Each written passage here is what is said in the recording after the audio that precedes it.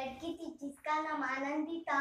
वो बहुत ही धनवान परिवार की बेटी थी। कुछ समय बाद वो विवाह योग्य हो गई। उसका विवाह एक धनवान परिवार में हुआ, लेकिन अब वो परिवार धनवान नहीं था। उसमें सिर्फ एक भैंस और परिवार में ससुर और देवर ही था।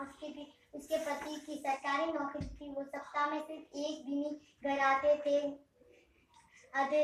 एक दिन उसका देवर आते समय मांस लेके आया और आनंदी से कहा मांस और दाल की सब्जी बनाने को। तो आनंदी को तो मांस और दाल की सब्जी बनानी आती नहीं थी, इसलिए आनंदी ने सारा घी उस मांस में डाल दिया। फिर कुछ थोड़ी देर बाद उसका देवर खाना खाने बैठा तो आनंदी से कहा कि जाओ घी लेके आओ। तो आनंदी ने कहा मैंने तो सारा घी मांस में डाल दिया। फिर आनंदी का देवर नाराज हुआ और उसे कहा कि तुम तो बड़े घर की बेटी हो, तुम्हें घी का मूल्य क्या पता। फिर इतना सुन के आनंदी की आंखों में आंसू आने लगे और वो अपने कमरे में जाके रोने लगी।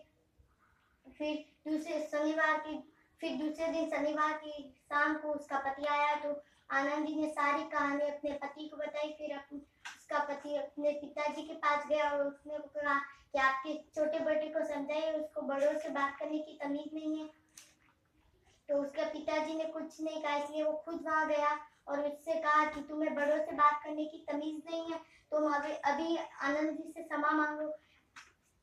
तो क्षमा मांगो। फिर गली के सारे लोग वहां पर बाहर तालियां बजाने के लिए आ गए और झगड़ा बहुत ही भयंकर मोड़ पे आ उतरा था। फिर कुछ समय बाद आनंदी ने देखा कि सब लोग बाहर मोहल्ले खिड़की पर खड़े तालियां बजाने के लिए।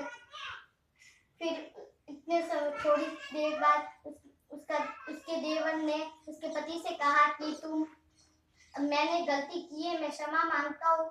अभी इसी वक्त मैं इस घर को छोड़ के जा रहा हूँ और आनंदी से क्षमा मांगता हूँ। तो फिर वो आनंदी से क्षमा मांगता है तो आनंदी उसको माफ कर देती है और लोगों को तालियां बजाने का मौका ही नहीं मिलता।